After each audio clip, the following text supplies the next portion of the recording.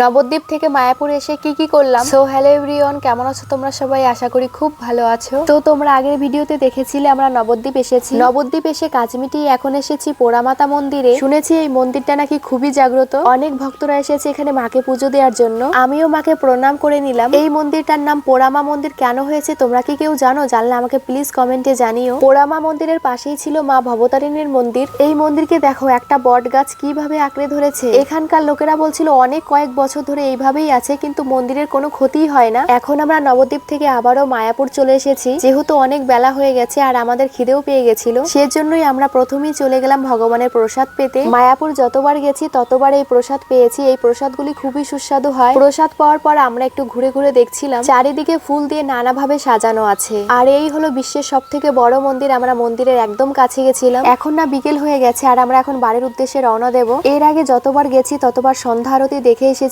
কিন্তু আজ আর হলো না, এখন বাড়ি ফিরবো। তো ভিডিওটা এই পর্যন্তই। কেমন লাগলো জানিও। দেখা হচ্ছে পরবর্তী ভিডিওতে।